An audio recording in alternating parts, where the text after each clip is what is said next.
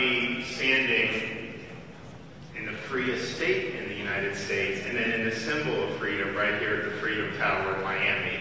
And I think if you look around what Constitution Hall would mean to Philadelphia and Pennsylvania, what the Alamo would mean to Texas, the Freedom Tower means to the state of Florida. It's a symbol of people seeking freedom and people who have fled communist dictatorship to be able to come live a life in freedom. And it puts it in stark relief, I think, because you're talking about 90 miles away, the difference between destitution and tyranny and the difference between freedom, opportunity, and prosperity. And I'd say there's probably no place in our country where that difference is more stark than comparing South Florida to the Cuban dictatorship that so many people fled. And so we're here today to have a great announcement, and I want to just thank President Madeline Cumirieta from Miami-Dade College for being here. I know we have some other dignitaries in the crowd. I know we got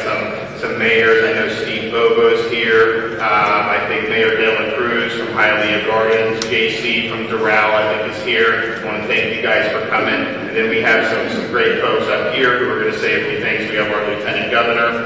We have Marcel Felipe, Silvio Iridado, and I think is Felix Rodriguez here too? I don't think, okay, Felix is here. So we want to thank everybody for doing that. We have, if you look at what's going on right now in the island of Cuba, you've got a lot of people who are standing up and fighting against a brutal dictatorship. This is something that I think many of the people who fled Cuba over the decades probably never envisioned that the tyranny would last this long. And if you think about it, when communism fell in Eastern Europe, when the Soviet Union expired at the beginning of the 1990s, you still had this iron grip on this little island. And they didn't loosen the grip at all, even though the rest of the world had changed and Marxism, Leninism seemingly was on the ash heap of history. And if you look at now what's going on throughout the Western Hemisphere, the dictatorship in Nicaragua and the sham elections that they're doing there, you look at the destruction of Venezuela and other spots throughout the Western Hemisphere, none of that would be happening if not for this communist regime in Havana. This is the original cancer that has metastasized throughout the Western Hemisphere. And so here we are, a whole generation after the defeat of the Soviet Union, after the collapse of communism in Eastern Europe, and you still have Marxism, totalitarianism, with a stranglehold on places in our own Western Hemisphere. We need to do more as a country to stand for people who are standing for freedom. And going back to July, we had opportunities to be able to make an impact. People weren't even asking, really, honestly, very modest requests in terms of what could be done to really make an impact. And to this date, in spite of months and months of people risking their lives, many people have been in prison falsely. Many people are being targeted by the regime in Havana.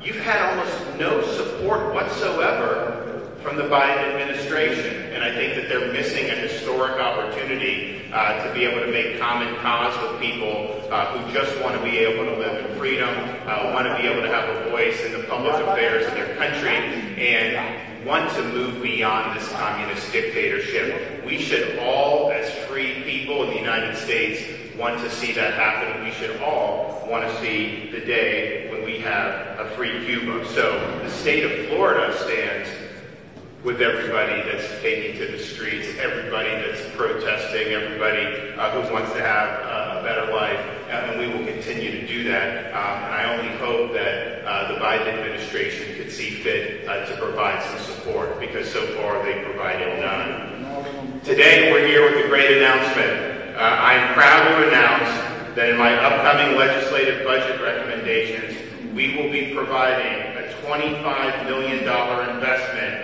in the Freedom Tower to preserve this monument for future generations.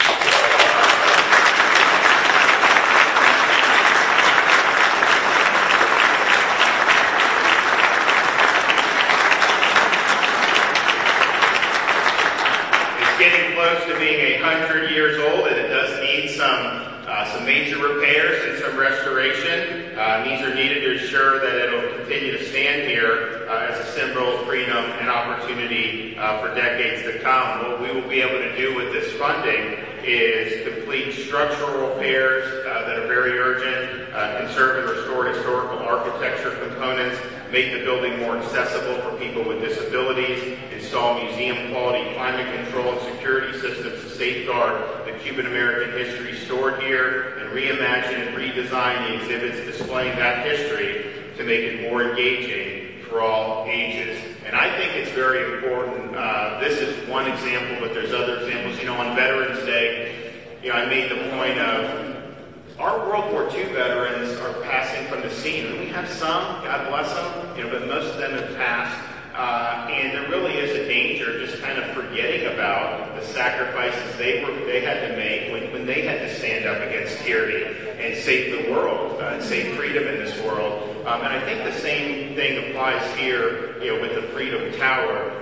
You had people flee the communist revolution starting in the late 1950s. Hundreds of thousands of people came right through here, the Freedom Tower in Miami, to be able to have a chance at freedom. And that's something that we need to make sure that we commemorate, and that we make sure we carry on the legacy of everybody who sought a better life here and were able to really build a tremendous community. And I can tell you, I talk to people all over the country. Everyone's talking about Miami right now. I mean, this is really the place to be for so many people, and so we're proud of that, but we need to be good stewards of this history. We need to make sure that people understand what this means, particularly in subsequent generations. I mean, we were just at, recently with, we gave Felix Florida Medal of Freedom, and we were at the brigade, and those folks in the brigade, I mean, are getting up in years, and I really appreciate what they've done to be able to make sure that the community appreciates the sacrifices that were made there. So we think that this is something that is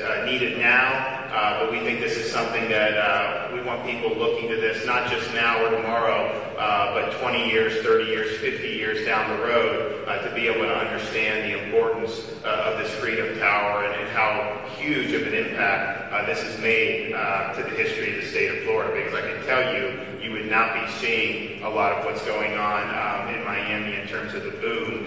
You didn't have so many people that were dedicated to freedom and that really valued it and did not take it for granted. So many people throughout the rest of our country, they just take it for granted because they think this is what they've always known. Nothing can ever change. And I think when people come to South Florida, people are very sensitive about liberty. They're very sensitive about having a free society because they've seen it taken away. And now we're in a situation that if they take it away from us here, we don't have a place that we're able to escape to. So this is really freedom's last stand. So I'm proud to be able to put this in our budget. I think we're going to get strong support from the Florida legislature to be able to do this. And I think it's going to be something that's going to make a difference for generations to come. So thanks for hosting us here. We were here actually. My first full day as governor was here. We did an announcement where we appointed a Cuban American to the Florida Supreme Court, Justice Barbara Lagoa. So that was a neat day, and I'm proud to be back here to be able to have this great announcement. So we're going to hear from a few folks. Jeanette Nunez, our Lieutenant Governor, who many down here know well.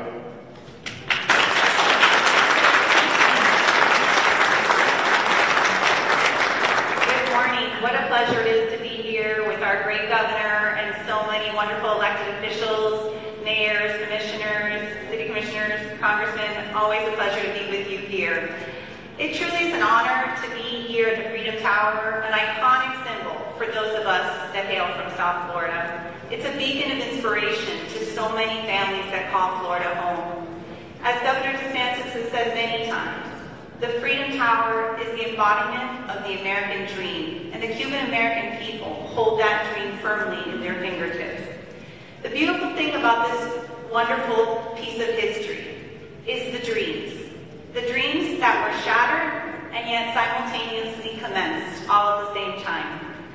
On these very floors, the stories that we've heard, they're all the same, yet they're all different.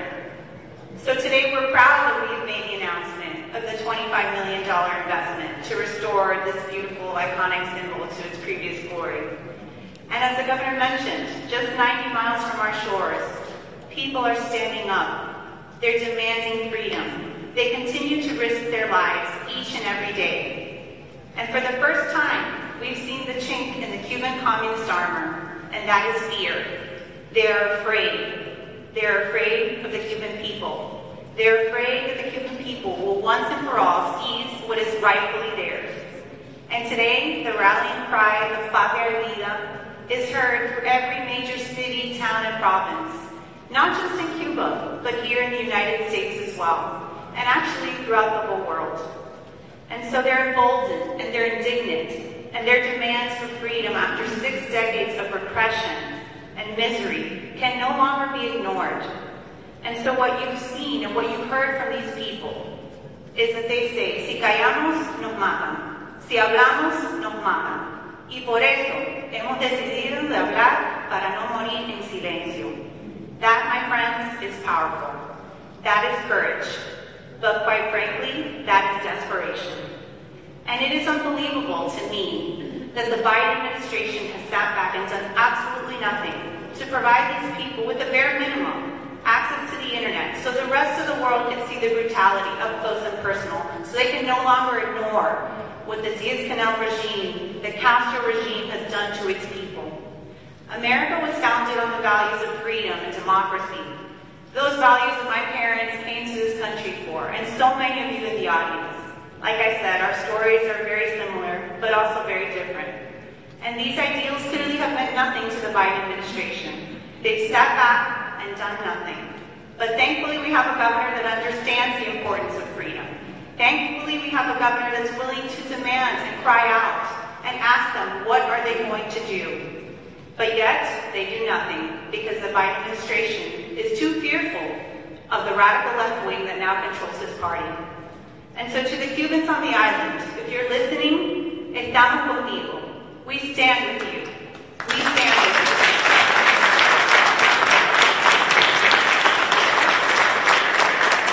The governor stands with you. I stand with you.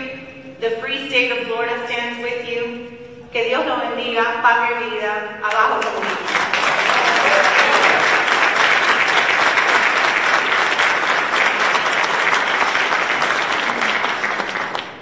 And we're proud to be hosted here at Miami-Dade College.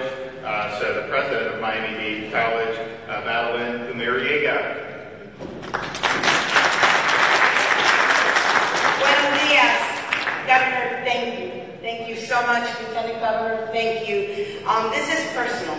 For me, it's personal. My dad was processed right through here, along with my mom. And so it's about freedom. For us, the Freedom Tower at Miami-Dade College is about preserving our history. That this building never have to close its doors, but it be a place where you can come and learn about the Cuban history. You can come and learn about the exile community and what we've done to not only build Miami-Dade County, but our country, and to preserve freedom. I want to say thank you to our District Board of Trustees here today, Chairman Mike Beleca, Robert Alonso, Dr. Anai Abraham. Your support has always never wavered on the right decision for the college to make. I can't tell you what a champion Marcel is.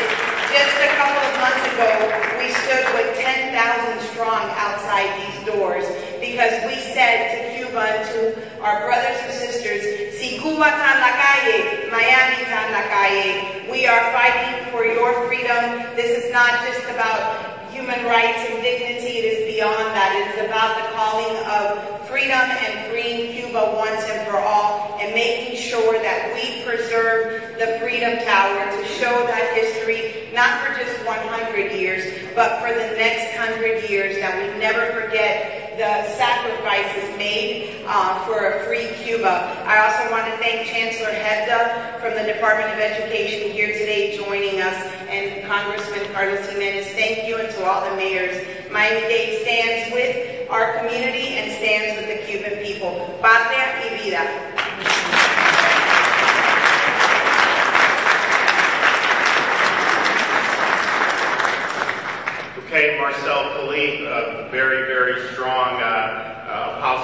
freedom and great advocate for the Cuban American community.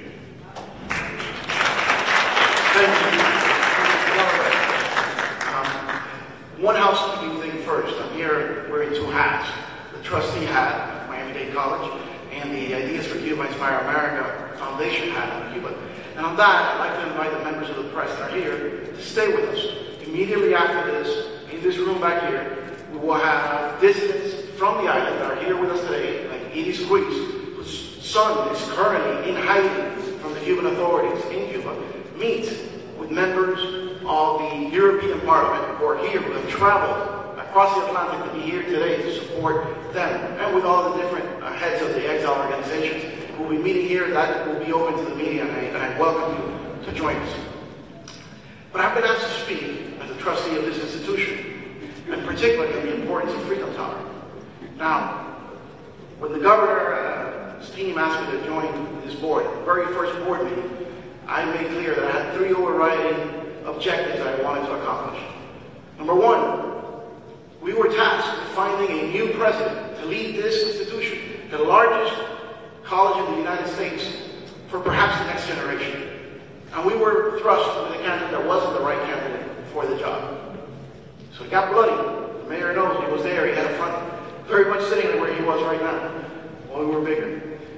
But in the end, how do we report that this board got it right? And now, under the leadership of President Dumariega and Chairman Deleca, this institution is going beyond what anyone ever expected it could be. Democracy's College is on the rise and has a bright future. And thank you, and Michael, for your leadership. Thank you. I made clear, even in the face of some opposition from fellow Republicans, that this institution, Democracy's College, could not continue to have ties with the Communist government of China's finance and Confucius Institute.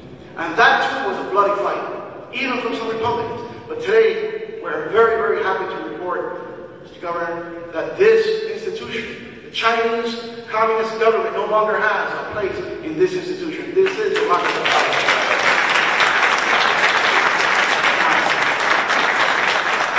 The last thing, and the one thing that really, really got me very interested in serving in this position, and it's an unpaid position. Everyone who serves here takes their time. I know Mr. Deleca has a lot of business to attend to, but he comes and he gives his time as chairman, almost another full-time job. And it is that we wanted to save and preserve this tower as Jorge Mascanosa dreamed of it. As he dreamed of it when he purchased it, his hard-earned money, 1997, unfortunately just 6 months before his death. But that task is a very difficult task. That is something that this board cannot do alone. It's something that requires the entire community, and it requires the leadership of a governor that's never assuming, never humbles, just delivers and gets the job done. Thank you so much for that.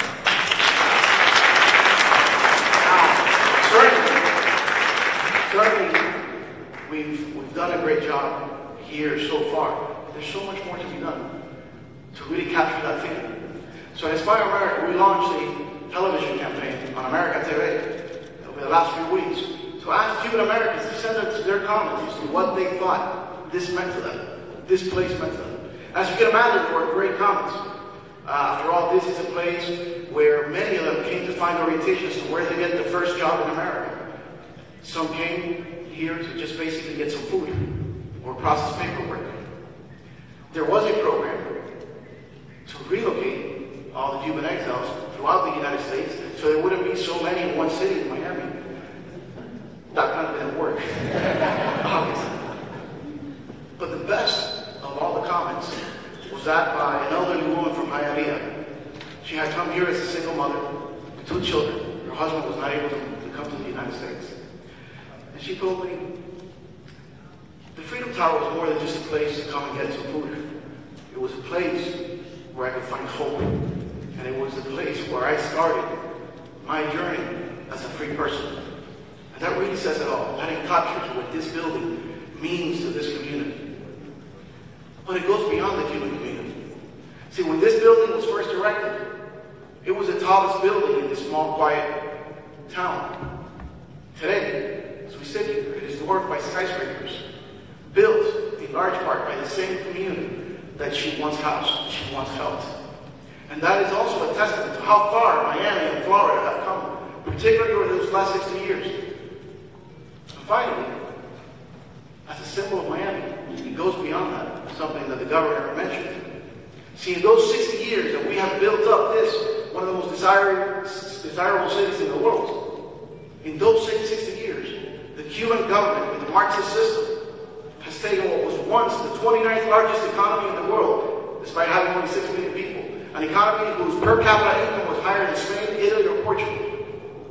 No disrespect to our Spanish colleagues. You've come a long way. And has turned it to a basket case of despair in those same 60 years. So we are a story of freedom, a reminder, a sober reminder, that free men and women can do more and achieve more when they live in freedom. And it's that inspiration that in large part has motivated our brothers and sisters on the island to take that stand in July. And is what motivated the rest of this community to stand outside these doors, the tens of thousands, in July and support them. That is what this building means. That is what we hope to do here, to tell that story of freedom and to keep it for future generations. And with the help of this governor, we have now done so. Thank you very much. Thank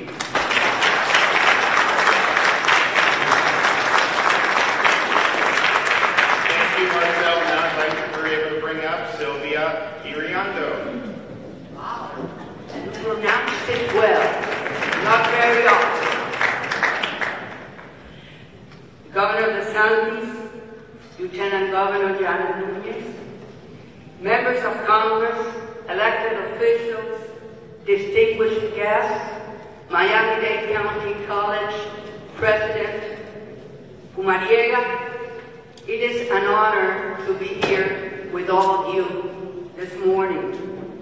Thank you for giving me the opportunity to speak before you on this very special day for the Cuban people.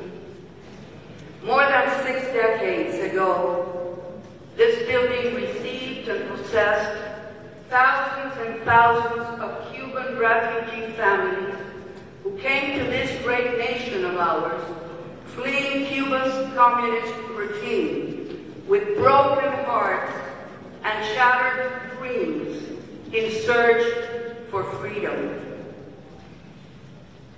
There are so many memories when I come into this building. I get emotional.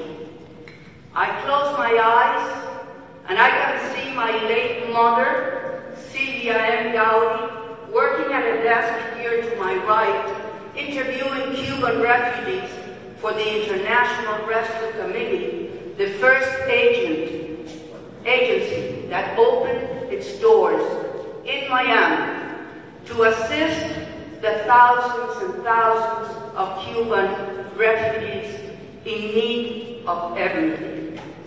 I look further down that way and I see my cousin, Mary Lillian Council. She also worked for the International Rescue Committee, counseling and hearing the stories, the testimonies of so many families that have been completely broken and have seen all their dreams fall down and broken too. And I see to my left, and I see my sister Eileen walking the corridors, taking Cuban refugees to registration. It's very emotional every time I come to this building. Some things have changed, but the core value of this building is in its history, and history needs to be honored. This Freedom Tower, which became our Ellis Island, is worth preserving. We commend Governor DeSantis for today's actions geared towards the restoration of this iconic building, which represents a beacon of hope and American generosity and values for so many of us. And precisely because I am standing here in this building, which represents so much for so many, I want to take this opportunity to call your attention to what is happening in Cuba today as we speak, where the Cuban people are taking to the streets to peacefully call for freedom, human rights, and democratic change in Cuba.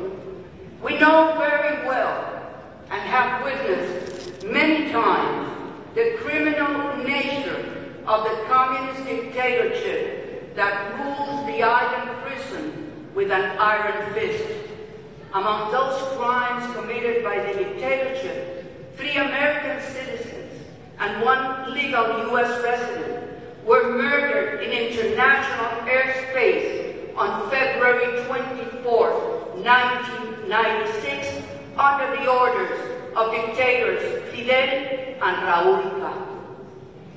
As a result of the July 11th peaceful demonstrations in the island, there are more than 570 Cubans who have been arbitrarily incarcerated, beaten, tortured, and even murdered, in addition to the many other political prisoners being held before the July 11th uprising under infrahuman conditions in the regime's jails throughout the island.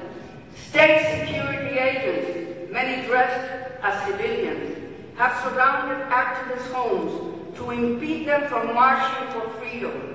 The regime has called upon its repressive forces to use any and all available means, including brutal and lethal force, to quell the protests.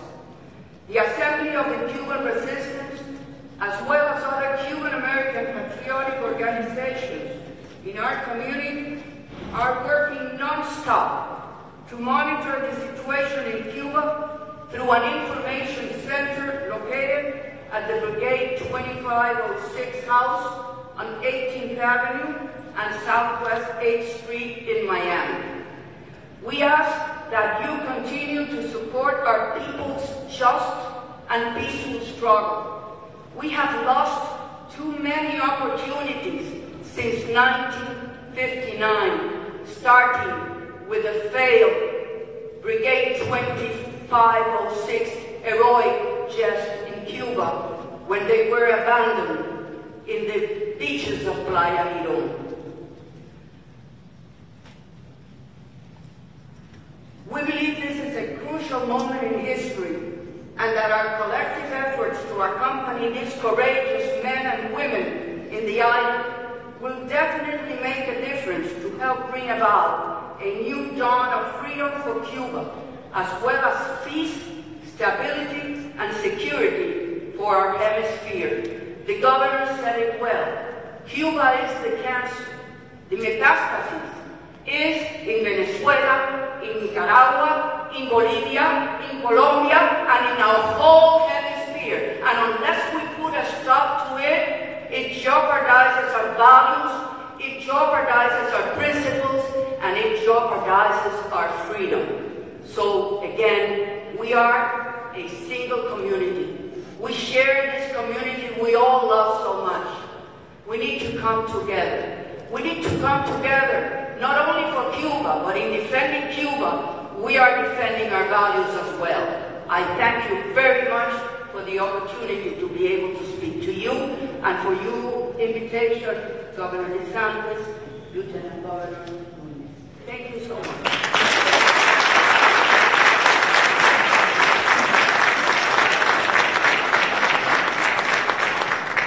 So we're excited. We're excited about the announcement. Just even coming up here this morning, you kind of wade through the Miami traffic. Obviously, you see a lot of more modern buildings, and you kind of get on that road and you see that Freedom Tower just sitting there. It just makes you feel good. It's kind of like when you be in D.C., it's a swamp, there's all kind of problems, but you see like the Lincoln Memorial or the Washington Monument, it just makes you feel good to be an American. So it makes me feel good when I see the Freedom Tower, to be an American, to be a Floridian, and this is going to be something that I think is going to mean an awful lot to a lot of folks here in South Florida, and this needs to continue to be one of the premier symbols for freedom that we have.